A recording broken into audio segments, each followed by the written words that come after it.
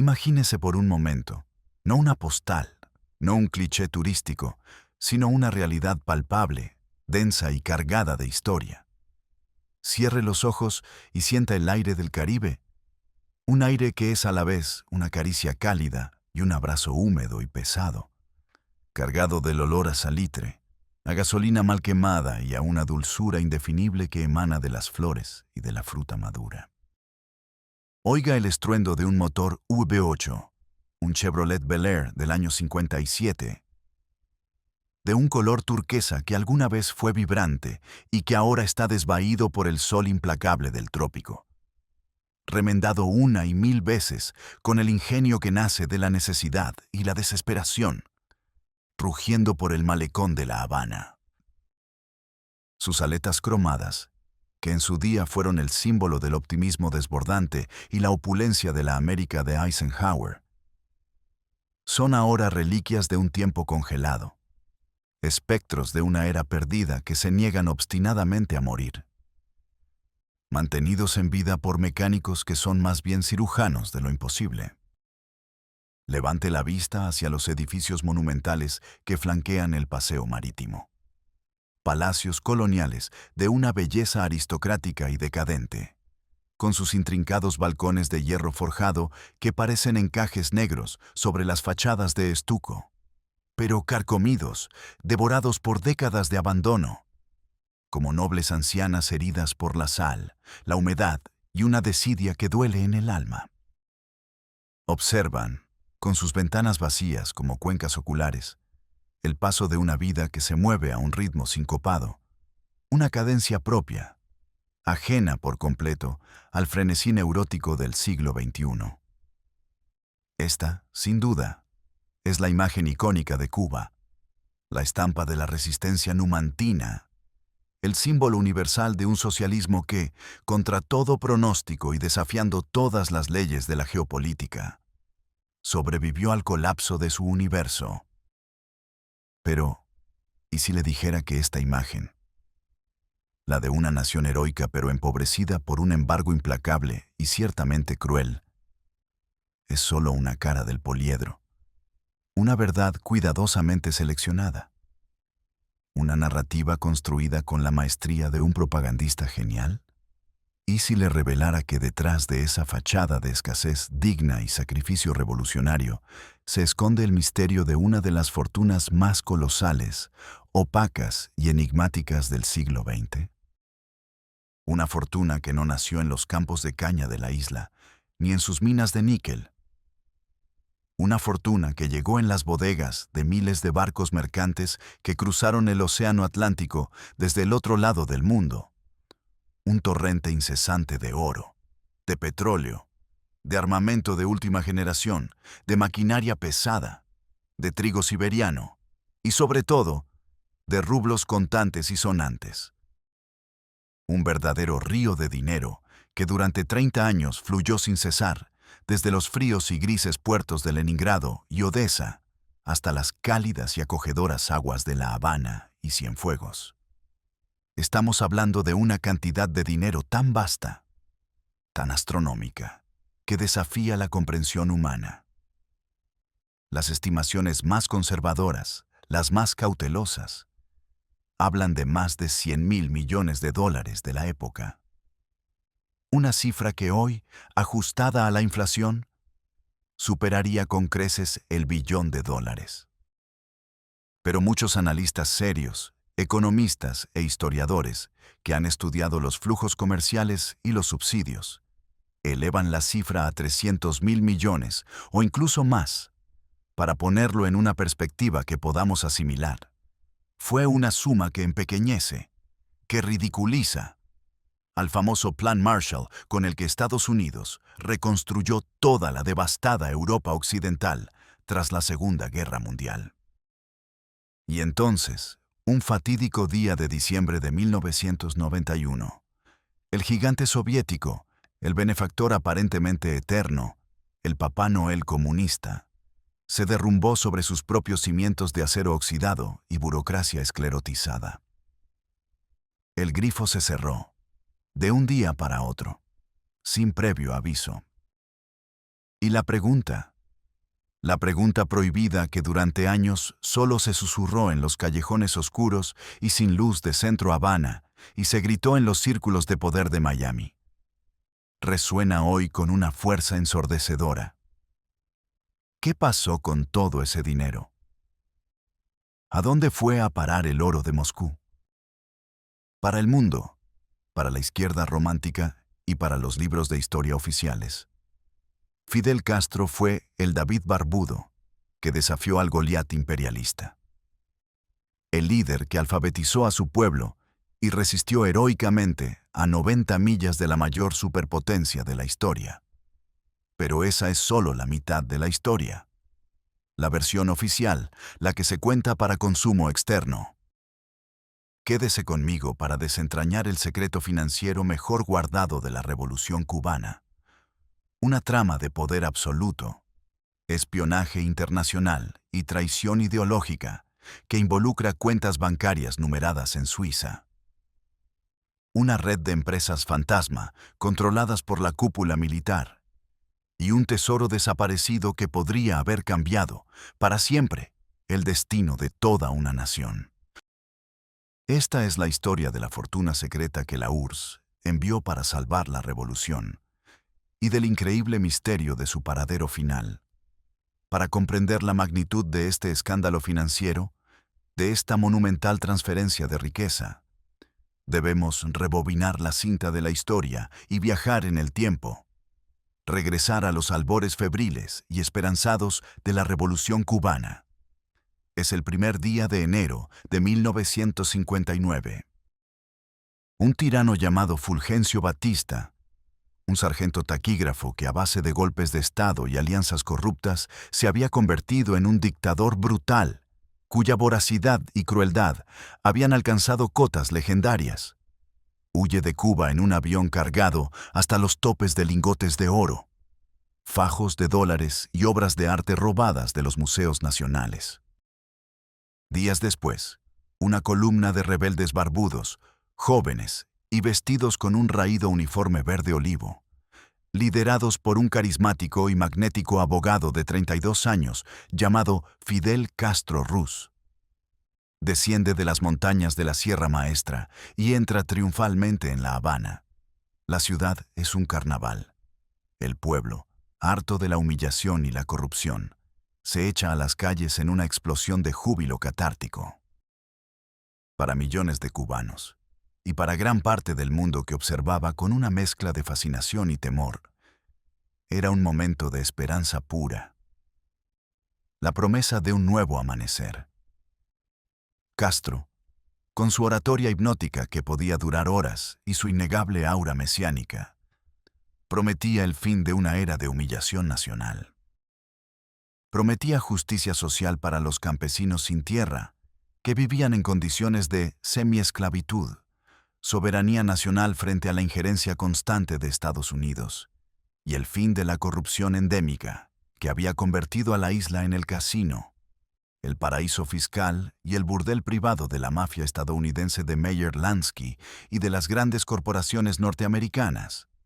Pero a solo 90 millas al norte, en Washington, D.C., en los sobrios despachos de la Casa Blanca de Dwight D. Eisenhower, no había ninguna celebración. Solo había una creciente y profunda alarma.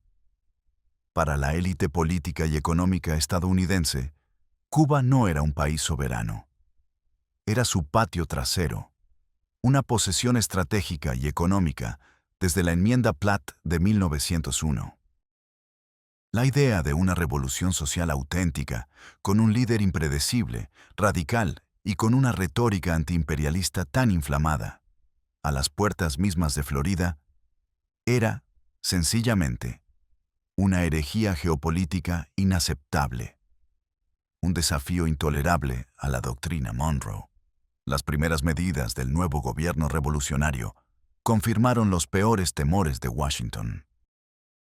La Ley de Reforma Agraria, firmada en mayo de 1959, expropió los vastos latifundios de caña de azúcar y tabaco, muchos de ellos propiedad de gigantescas empresas estadounidenses como la United Fruit Company. que trataba a los países centroamericanos como si fueran sus feudos privados. Para Fidel, cada expropiación no era un robo, sino un acto de recuperación patriótica, un acto de justicia histórica. Para Washington, era un ataque directo a sus intereses vitales y un precedente peligroso para el resto de América Latina. Luego, vinieron las nacionalizaciones en cascada. Los bancos, las refinerías de petróleo de la Texaco y la Shell, que se negaron a procesar el crudo soviético que empezaba a llegar. La compañía telefónica ITT, que controlaba todas las comunicaciones, las centrales eléctricas. Cada paso que daba Cuba hacia la soberanía económica era interpretado en los pasillos del Departamento de Estado como un paso inequívoco hacia el comunismo. Una afrenta directa a la hegemonía estadounidense en el hemisferio. La respuesta del tío Sam fue brutal, directa y predecible. Un embargo económico total. Un cerco comercial y financiero diseñado con un objetivo explícito y cruel. Como reconocería más tarde un memorando desclasificado del subsecretario de Estado Lester Dick Mallory. Provocar el hambre, el descontento y las penurias entre la población cubana para generar una revuelta interna que provocara el derrocamiento del régimen de Castro. De la noche a la mañana, Cuba se encontró económicamente aislada. Su principal socio comercial, del que dependía para casi el 80% de sus importaciones y exportaciones, le había cerrado la puerta en las narices.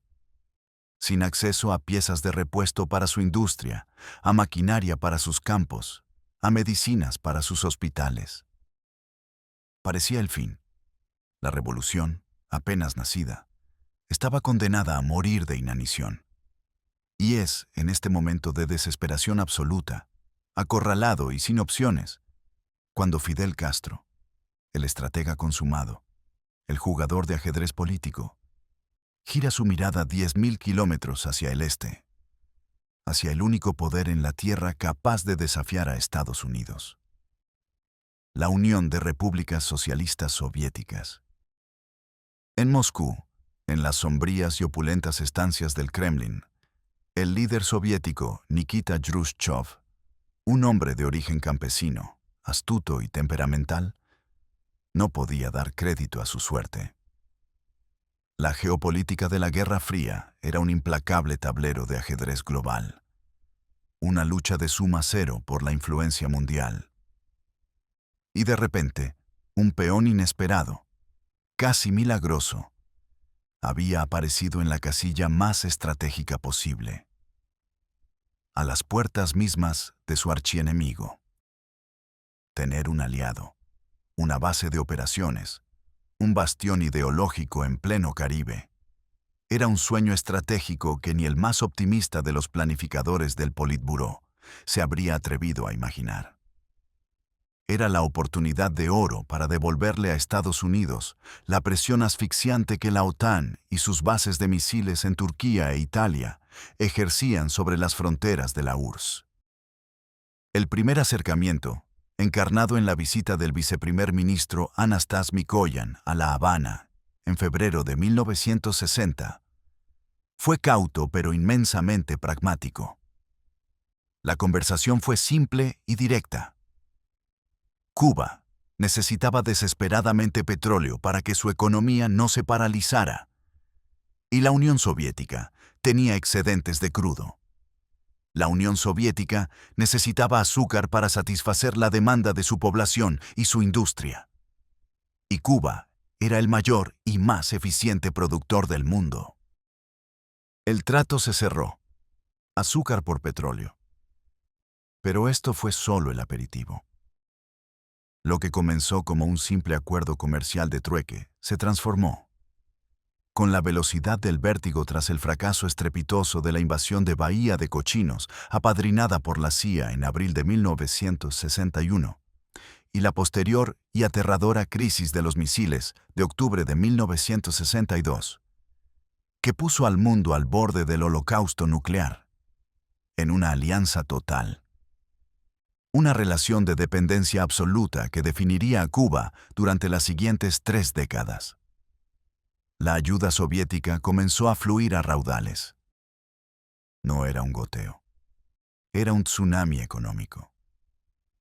Moscú no solo se comprometió a comprar la mayor parte de la zafra azucarera cubana, sino que lo hacía pagando precios inflados, muy por encima de las fluctuaciones del mercado mundial, actuando como un subsidio encubierto que garantizaba un ingreso estable y predecible para la isla. Al mismo tiempo, enviaba millones de toneladas de petróleo a precios subsidiados, a veces hasta un 40% por debajo de su coste real, y en ocasiones, simplemente regalado. Pero la ayuda iba mucho, mucho más allá. Llegaron miles, luego decenas de miles, de asesores soviéticos y de Europa del Este. Ingenieros para construir presas y carreteras, médicos para organizar el sistema de salud pública, planificadores económicos para rediseñar todo el país a imagen y semejanza de la URSS, y sobre todo, miles de asesores militares. Se construyeron fábricas de cemento, de fertilizantes, plantas textiles, una siderúrgica. Se inició el ambicioso y finalmente fallido proyecto de construir una central nuclear en Juraguá, cerca de Cienfuegos. Se modernizó el ejército cubano, desde los cimientos hasta convertirlo en una de las fuerzas armadas más poderosas y mejor equipadas de América Latina, con tanques T-62, aviones de combate MiG-23 y MiG-29, y sistemas de misiles antiaéreos de última generación que preocupaban seriamente al Pentágono. La economía cubana fue completamente reestructurada siguiendo el disfuncional modelo soviético. Una economía centralizada, planificada desde una oficina en La Habana, donde el Estado era el único propietario, el único inversor y el único empleador. El objetivo de Moscú era claro y grandioso: crear una utopía socialista en el trópico, una vitrina del comunismo que demostrara a los países del tercer mundo las supuestas bondades del sistema. Y para lograrlo, no se escatimaron gastos. Se calcula que, en el apogeo de esta relación durante los años 80, la Unión Soviética inyectaba directamente en Cuba entre 4.000 y 6.000 millones de dólares al año. Para entender la magnitud de esta cifra, esto equivalía a casi un tercio del Producto Interior Bruto total de la isla. Era como si un país recibiera, cada año, un tercio de todo su valor de forma gratuita. Ningún otro país del mundo, ni siquiera los miembros más cercanos del Pacto de Varsovia como Alemania Oriental o Polonia, recibía un subsidio tan masivo y sostenido. Cuba se convirtió en el protegido más mimado, pero también el más costoso, del bloque socialista. Era una relación de conveniencia mutua, sin duda, pero también era una jaula de oro. Cuba sacrificó su soberanía económica y se ató de pies y manos a los designios y caprichos del Kremlin. Mientras el dinero fluyera, la fiesta revolucionaria continuaría. Pero nadie en La Habana, o casi nadie, se preguntaba qué pasaría si, algún día, la música se detenía y la fiesta terminaba abruptamente. Los años 70 y la primera mitad de los 80 fueron la edad de oro de la Cuba soviética. Para toda una generación de cubanos, fue una época de una estabilidad y una seguridad material sin precedentes en la historia de la isla, y absolutamente anómala en el contexto de una América Latina convulsa, plagada de dictaduras militares, hiperinflación y pobreza extrema. La narrativa oficial, repetida hasta la saciedad por los discursos interminables de Fidel y el diario Granma, era que la revolución había traído la gratuidad universal y de calidad en la educación y la salud.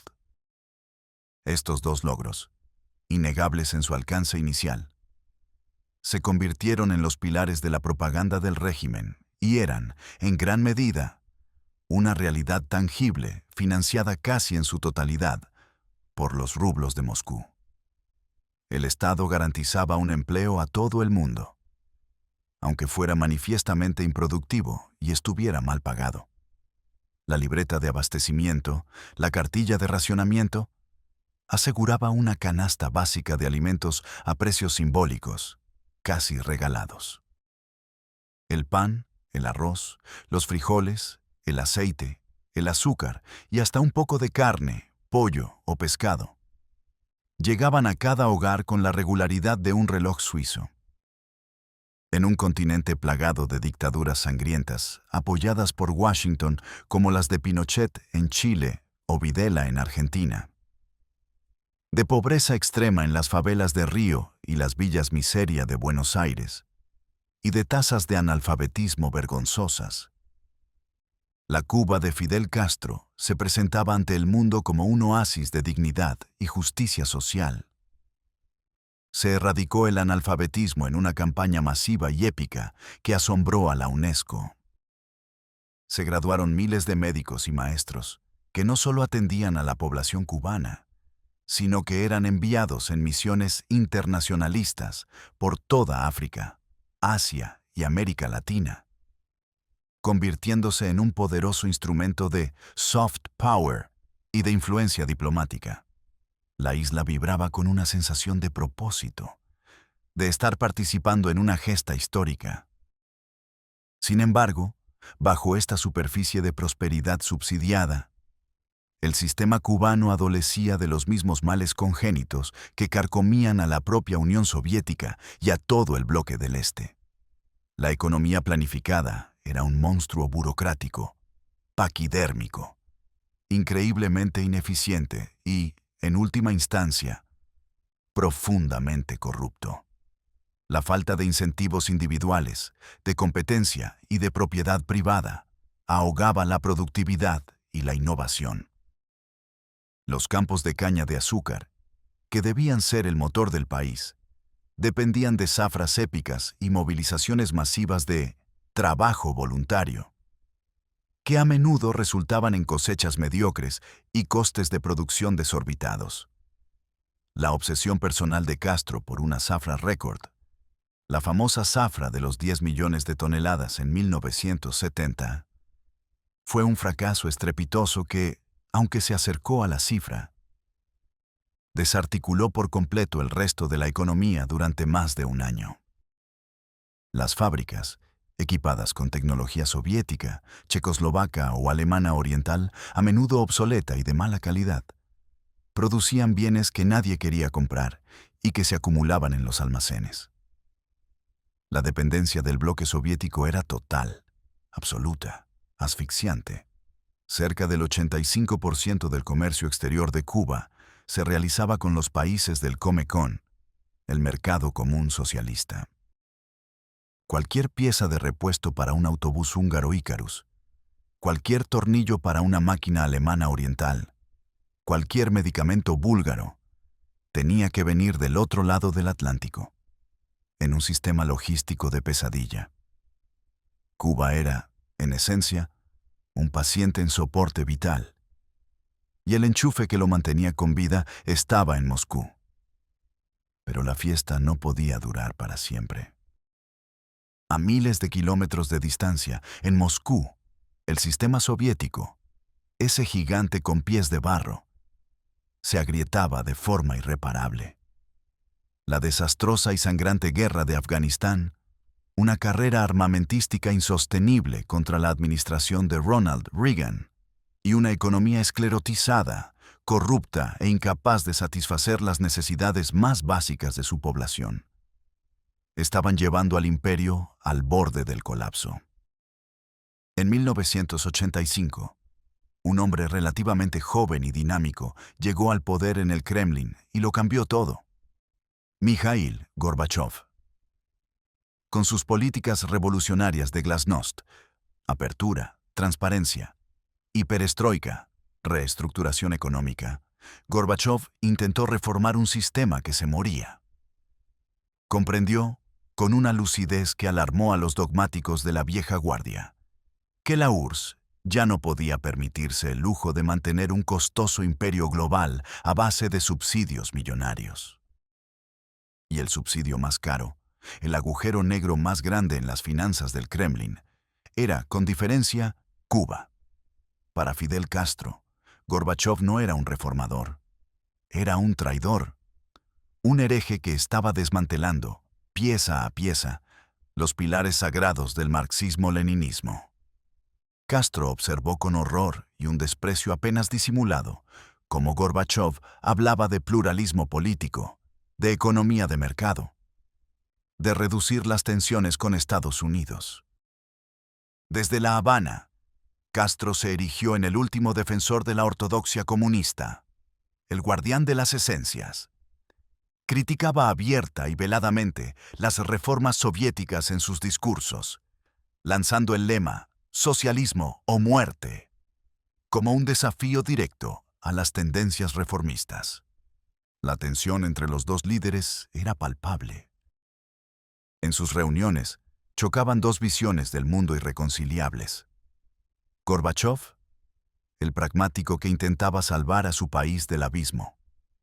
Castro, el ideólogo inflexible, el revolucionario romántico que se negaba a aceptar que el mundo y la historia estaban cambiando de forma irreversible.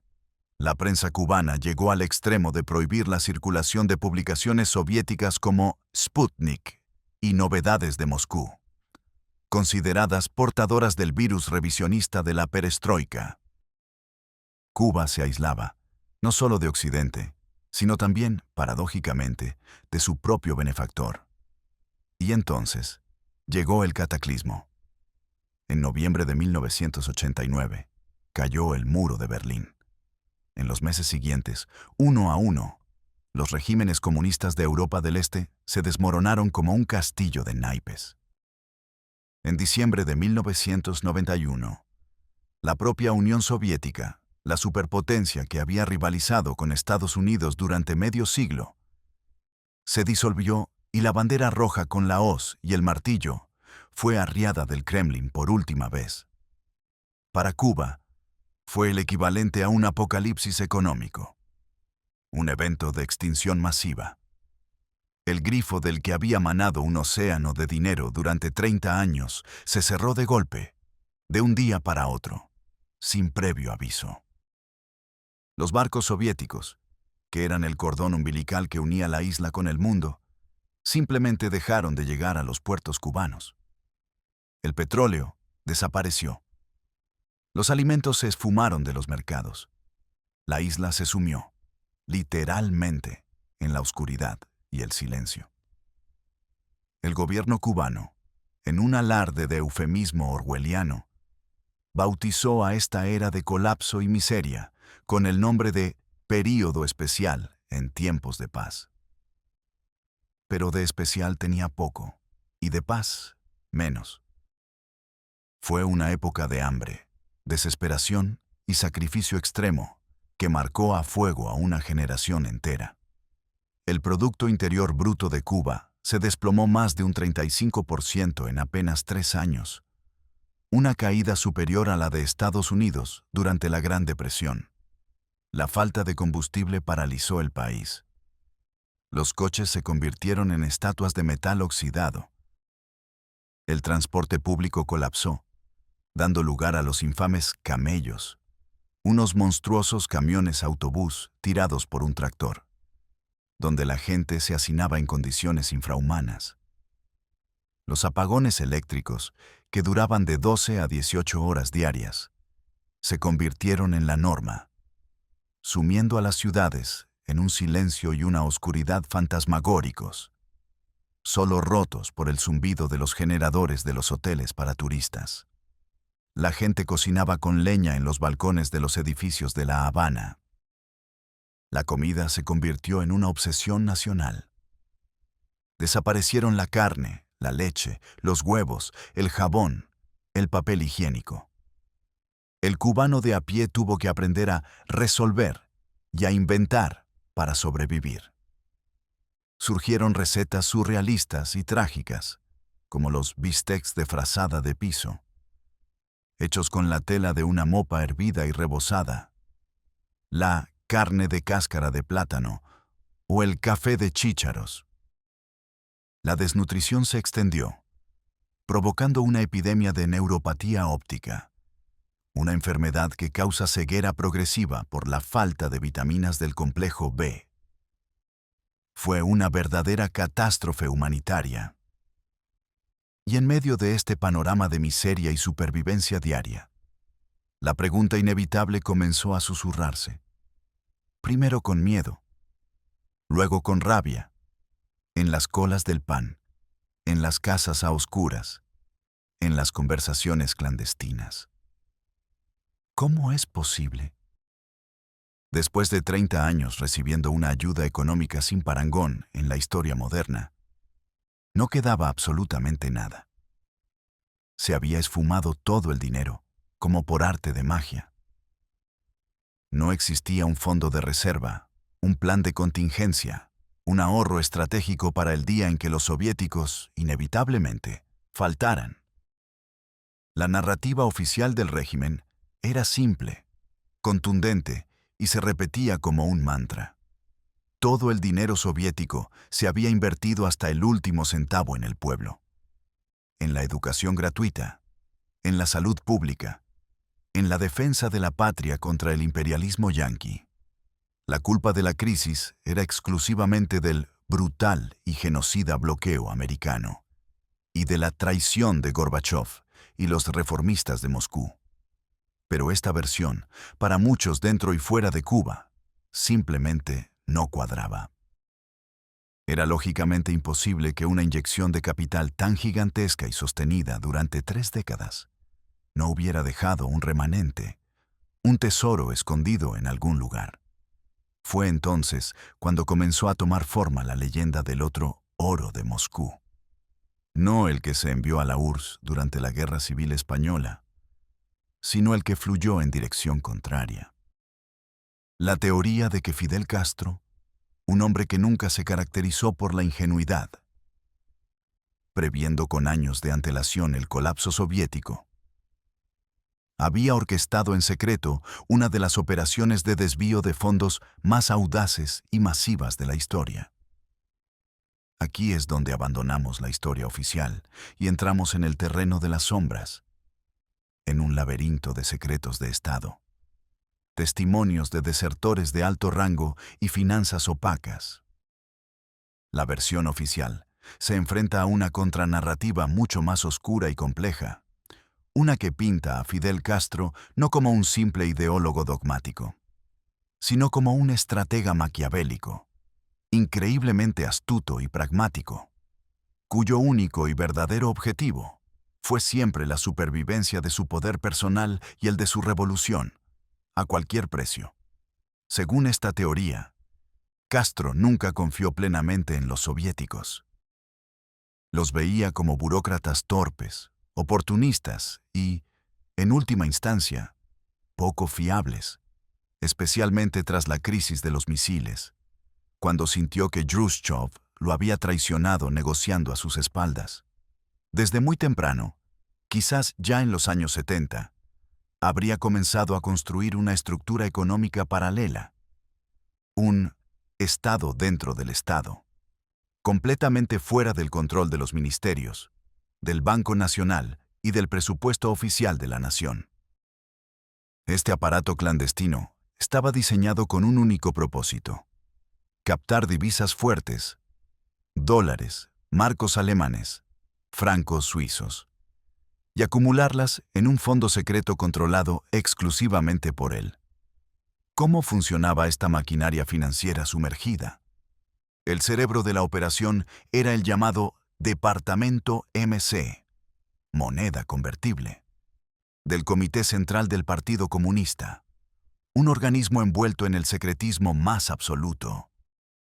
Con el tiempo, este departamento se transformó en una red de corporaciones estatales opacas, con nombres como Cimex S.A. y, más tarde, Gaviota S.A. Estas empresas, dirigidas por hombres de la máxima confianza de Fidel y su hermano Raúl, Operaban como auténticas multinacionales capitalistas en medio de una economía supuestamente socialista. Controlaban el incipiente turismo, las tiendas para diplomáticos y extranjeros, las diplotiendas, donde solo se podía pagar en dólares, las remesas que los exiliados enviaban a sus familias, la exportación de productos de lujo como la langosta y los camarones, que desaparecieron de la mesa de los cubanos, el tabaco Cohiba y el ron Havana Club, y cualquier otro negocio que pudiera generar divisas. El dinero que estas corporaciones generaban no iba a las arcas del Estado para financiar hospitales o escuelas. No aparecía en ninguna estadística oficial. Iba directamente a lo que se conocía en la cúpula como la reserva del comandante, un fondo de guerra, una cuenta personal de Fidel Castro de la que nadie, ni siquiera la mayoría de los miembros del buró político, conocía su alcance real. El testimonio más explosivo y detallado sobre esta fortuna secreta proviene de quienes estuvieron en el círculo más íntimo del poder. Juan Reinaldo Sánchez, quien durante 17 años fue el guardaespaldas personal de Fidel Castro, escribió en su libro La vida oculta de Fidel Castro detalles asombrosos sobre el estilo de vida del líder y su control absoluto sobre esta economía sumergida. Sánchez describe cómo Castro, mientras predicaba la austeridad revolucionaria y vestía su eterno uniforme verde olivo, disfrutaba de una isla privada, Cayo Piedra, con una marina para sus yates de lujo, una piscina con delfines, una casa de huéspedes de ensueño y un confort que contradecía radicalmente su imagen pública de monje soldado. Pero más allá de los lujos personales, que Sánchez considera secundarios, afirma que la fortuna de Castro era, en esencia, un fondo de contingencia gigantesco. Durante los años de bonanza soviética, una parte significativa de la ayuda no se invertía en la ineficiente economía cubana, sino que se desviaba sistemáticamente. Petróleo soviético que llegaba a Cuba y era revendido en el mercado internacional a cambio de dólares. Armas soviéticas que se traficaban a movimientos guerrilleros en África y América Latina. Subsidios que se triangulaban a través de una red de empresas fantasma en paraísos fiscales como Panamá y Liechtenstein, para terminar en cuentas bancarias numeradas en Suiza. La prestigiosa revista Forbes, durante varios años, incluyó a Fidel Castro en su lista de los soberanos más ricos del mundo, estimando su fortuna personal en una cifra que oscilaba entre los 500 y los 900 millones de dólares. Una afirmación que el régimen cubano siempre descalificó como una calumnia del imperialismo. Pero ¿cuál era el propósito de amasar semejante fortuna? Simple codicia. Los analistas y desertores que apoyan esta teoría sugieren que el motivo era mucho más complejo y estratégico. Castro, un maestro de la táctica y la estrategia política, sabía que la dependencia total de la URSS era una debilidad fatal. El dinero era poder. Era la capacidad de sobrevivir sin Moscú. Era el fondo necesario para financiar las complejas y costosas operaciones de inteligencia en el extranjero, para comprar lealtades dentro de Cuba, especialmente en el ejército, la columna vertebral del régimen, y para asegurar la continuidad del sistema incluso en las peores circunstancias imaginables.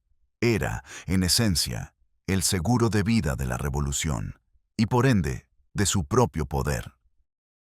Cuando la URSS colapsó, el período especial fue una tragedia real e innegable para el pueblo cubano. Pero para la cúpula del poder, no fue una sorpresa total. Tenían un colchón, un tesoro de guerra acumulado pacientemente durante décadas. Mientras la gente común pasaba hambre y sufría apagones, este capital secreto permitió al régimen importar los bienes esenciales, combustible, alimentos mínimos, medicinas, para evitar un estallido social masivo, mantener el control férreo de las Fuerzas Armadas y los servicios de seguridad, y comenzar a reconvertir la economía hacia el turismo internacional y la inversión extranjera, sus nuevas fuentes de divisas. El oro de Moscú no se había evaporado. Se había transformado. Se había privatizado en las manos de la élite gobernante, listo para ser utilizado para el objetivo supremo: perpetuar su poder. El legado de esta monumental transferencia de riqueza y su misteriosa desaparición es profundo y define a la Cuba de hoy. La crisis del período especial obligó al régimen a tomar medidas que contradecían su propia ideología. Se legalizó la tenencia del dólar, se abrió la puerta a la inversión extranjera, especialmente en el sector turístico, con cadenas hoteleras españolas y canadienses, y se permitió un pequeño y muy controlado sector de trabajo por cuenta propia: los cuentapropistas. Esto creó una fractura social, un apartheid económico que perdura hasta hoy. Una Cuba de dos velocidades.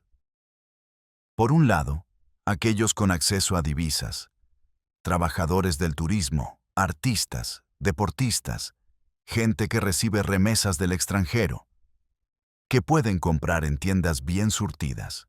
Y por otro, la inmensa mayoría de la población que depende de los salarios irrisorios en pesos cubanos y de una libreta de abastecimiento cada vez más mermada. Esta dolarización parcial de la economía fue la admisión tácita de que el modelo soviético había fracasado estrepitosamente. Las corporaciones militares, especialmente el todopoderoso GAESA, Grupo de Administración Empresarial S.A., controlado durante décadas por el yerno de Raúl Castro, el general Luis Alberto Rodríguez López Calleja, se han convertido en el verdadero motor económico del país. Gestionan los hoteles, las cadenas de tiendas, las gasolineras, las empresas de alquiler de coches y prácticamente todos los negocios rentables de la isla.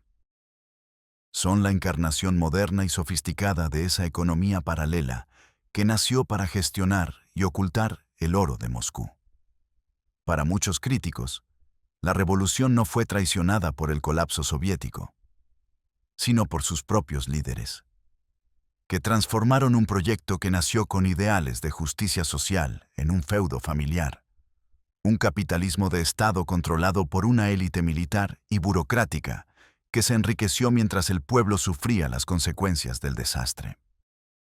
La gran ironía es que, al final de este largo y tortuoso camino, Cuba no pudo escapar de la dependencia. Pasó de ser una colonia económica de España a un protectorado de facto de Estados Unidos, luego un satélite de la Unión Soviética y, tras el colapso, dependió durante más de una década del petróleo subsidiado de la Venezuela de Hugo Chávez. Hoy, depende de las remesas de los exiliados en Miami y del turismo internacional. El sueño de la soberanía plena y la independencia económica, la gran promesa de 1959, nunca se materializó. Y el misterio del oro de Moscú persiste, como una sombra sobre la isla. ¿Cuánto dinero fue exactamente? ¿50.000 millones? ¿100.000? ¿300.000? La verdad está probablemente enterrada en los archivos secretos del Kremlin y en las bóvedas cifradas de bancos suizos, protegida por un muro de silencio. Fidel Castro murió en 2016, a los 90 años, llevándose consigo la clave final de este enigma. Fue un revolucionario pragmático que, con una visión de futuro extraordinaria, creó un fondo de emergencia para salvar a su patria de la aniquilación. Un Maquiavelo del Caribe que entendió que el poder real reside en el control del dinero. ¿O fue simplemente un dictador corrupto? Uno más en la larga y trágica historia de América Latina, que predicó el socialismo y el sacrificio mientras amasaba una fortuna personal y condenaba a su pueblo a décadas de penuria. La respuesta, quizás, contenga un poco de ambas verdades, en la incómoda zona gris donde habita la historia real. El oro de Moscú no fue solo un subsidio. Fue el combustible que mantuvo encendida la llama de la utopía y, al mismo tiempo, el veneno que corrompió sus ideales desde dentro. Una fortuna colosal que llegó para salvar una revolución y que, en su misteriosa desaparición, dejó una herida abierta en el alma de una nación. Una herida que, aún hoy, sigue sin cicatrizar. ¿Qué piensa usted? ¿Cuál es la verdad detrás de esta increíble y trágica historia? ¿Fue Fidel Castro un previsor que aseguró la supervivencia de su proyecto revolucionario a toda costa? ¿O fue un cínico dictador que desvió una fortuna nacional para su propio beneficio y el de su élite? ¿Cree usted en la versión oficial de que todo el dinero se invirtió en el pueblo? ¿O le parece más plausible la teoría de la economía paralela y las cuentas secretas en el extranjero? ¿Qué habría pasado en Cuba si esa inmensa cantidad de dinero se hubiera gestionado de forma transparente y se hubiera utilizado para crear una economía verdaderamente productiva y sostenible, en lugar de un sistema permanentemente dependiente? Conocer su perspectiva es fundamental para enriquecer este debate. Déjame tu opinión en los comentarios. Si te ha gustado este análisis profundo sobre uno de los secretos mejor guardados de la Guerra Fría, no olvides suscribirte al canal, activar la campanita para no perderte ningún misterio de la historia, darle un like y, sobre todo, compartirlo. Tu apoyo es lo que nos permite seguir desenterrando estas historias prohibidas que el poder quiere mantener ocultas. Muchas gracias por acompañarme en este viaje a las sombras del poder. Nos vemos en el próximo video.